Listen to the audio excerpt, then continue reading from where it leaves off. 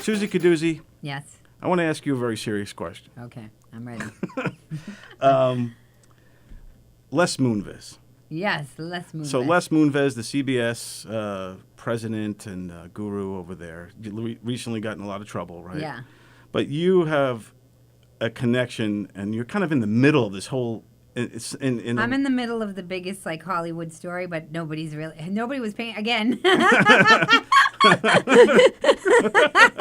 Nobody's caught up with me yet. No, they're catching up now. Now it's starting to. Yeah, they're starting to pick up on what was going on, and it's interesting about the culture of today, like what happens with social media and how people get attached to things and how they can't hear what's going on. You can't see the truth. So what I've done with my situation with CBS is I've held on to myself so that people will eventually see the truth, so that I could hold on to myself completely and let all the other stuff come up against me and fall off of me so that I could be. Exactly. And you're going through a lot. You're in the middle of it. And I just want to explain to the people watching out there in govsradio.com and also on Facebook Live. We got, they're all pouring in, watching us right now. Yeah. Explain to them from the beginning. You had a TV show idea. You went in with Les Moonves and just kind of. Les had given me my first 2 TV deals back in 1998. Right. And I knew in the back of my head that he was not. He never did anything sexual with me, but I knew he used me as a pawn and everything. So there was something instinctually. I told you on the way here that I've been doing stand-up for 30 years, and I have dealt with male ego. I've also been trained by the greatest male comedic brain. So I'm like a lioness. Like I've literally been polished, like crushed into a diamond. Like I can.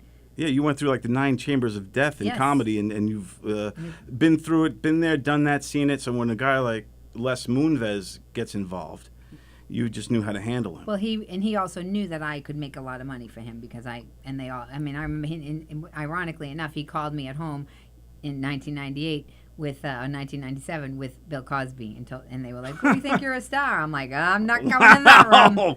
So Bill Cosby and Les Moonves both called you together? Mm-hmm.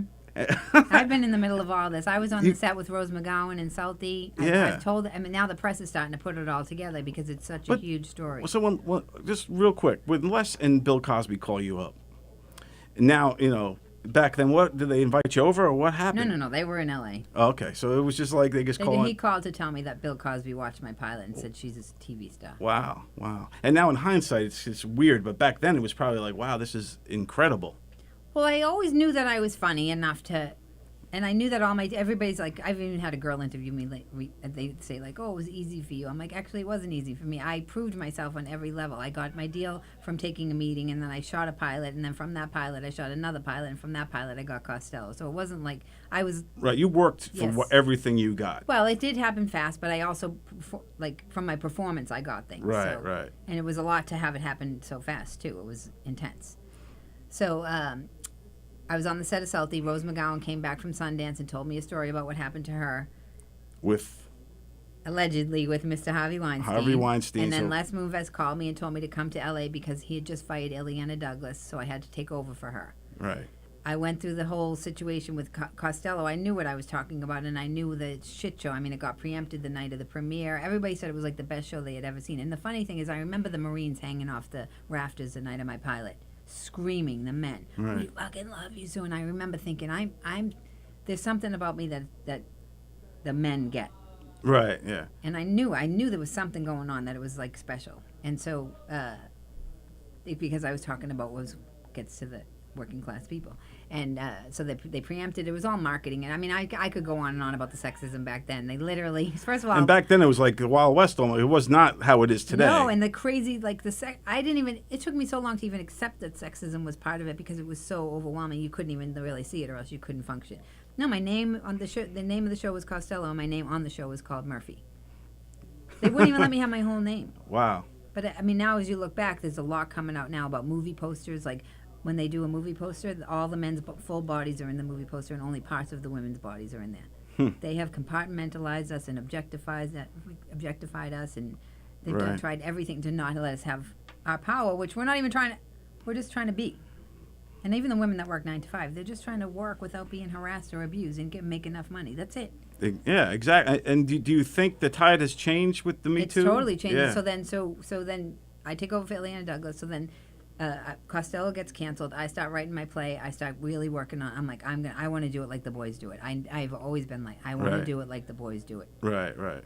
And I didn't know how hard it was going to be. And I have had take your shirt off, give me your money. So many club owners ruined their business because I was funny and they didn't like it because they were comic. I mean, this is no bullshit. Like I could have said this years ago and people might have been like, oh la la. No, there's no. I am unshakable on this now. And so.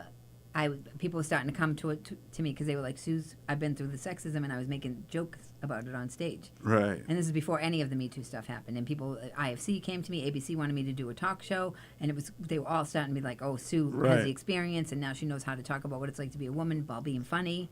Because that's what I love. That's what comedy is. Tragedy plus time equals comedy. Right. And I love, that's my favorite thing is like the tragic comic, to the make comedic that, tragic. Yeah. I love it. Yeah. I love it. And so I had a tour booked at the end of July 7th. I mean, in the summer of 2017. For 6 weeks, they came to me. They wanted me to headline. And the guy called me. I was flying all over the country, and he wanted my passport. It was like 4 months before the tour. And my passport had expired. And I said very nicely, because this is the thing. They tell you, be nice, don't threaten the guy. La, la, la. I did everything that the books told you to do. Everything that you're supposed to do. And I said, as soon as I get back to New York on Monday, I'm going to get it. I'll even get it expressed. And so Friday, he emails me. I'm still in Boston. I'm about to headline it. And he's like, where's your passport? And this is where I could, from all my experience, I'm like, okay, this guy's being a bully right now because I just told him. And he's making it, this is what they do to you. They make it impossible for you. Like, well, I already told you very clearly. I'm going to do it on Monday. I'm going to work. You asked me to work. It's a weird thing that happens. He's making a power move. Trying to show you who's who in the scenario. And this is what no one ever saw. They never saw it because it always happened in the dark. And because of the Me Too Time's Up movement, now everybody's like, what now they're starting, fuck? Yeah. Now like, people's eyes are opening because up. Because we almost didn't even know to say it out loud because everybody would...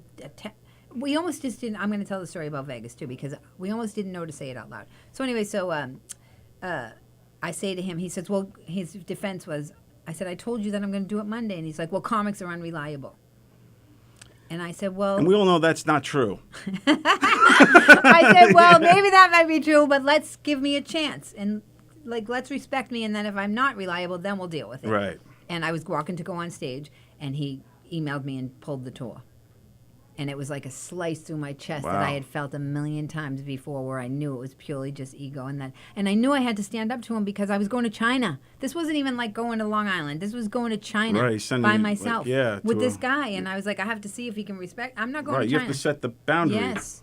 The boundary of something that I wasn't even involved in. Right, he was starting with me. Right, yeah, he's trying to and leverage so again, here we talk about it again. I had to walk on stage and headline with that slice down my chest. So this is what people don't understand what happens to women. Yeah. I had to go kill at my show so I could get paid and keep my career going while this guy's doing this. So I went home that Monday and I sat at my desk and a little voice came to me and said, go see Les Moonves. And thus began the journey. So you just got like a calling. It was so weird. Because I was so, that feeling of like I had it. I had fucking had it. I had it from all the, just that kind of whipping the money away from me just because of the ego. That's it. I don't care if you don't like me. I don't care if you can say all that. That's when you were empowered to just take a stand, and that voice in your head, and you had the status to just call Les Moonves at that point, and set up a meeting. I emailed them. Yeah, and then bang, next thing you know. I said, "Will you meet with me?" He said, "Sure." And this is the president of CBS at the time. And that's what's so confusing. Like now, people are finally starting to get. Now, after my 30 years of surviving, so seriously, people are like, oh, they're like, Sue must have suffered a lot of sexism. And they're like, Sue's really strong. And this producer the other day, he's like, Sue, he's like, and he also, this is what he said to me. He said that they keep pulling, your whole career, they've pulled you close to hurt you.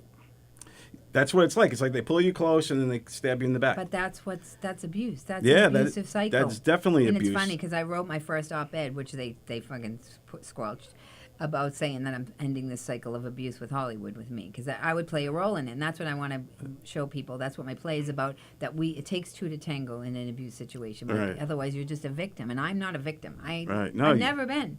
No, you definitely don't. You're an empowered woman. You empower me. Good. Yeah. That's what inspiring's supposed to do. You're not supposed to go around and be like la la la. No. You're supposed to just tell your story. Lead by example. Yes, and then people go, I can do that. Because This is why they didn't want me to get to the people. Just so you know, this is why they've played this game with me my whole career. Right, they're trying to keep you quiet. But they need what I have because I'm for the people. Right. I'm a regular person. Right, exactly.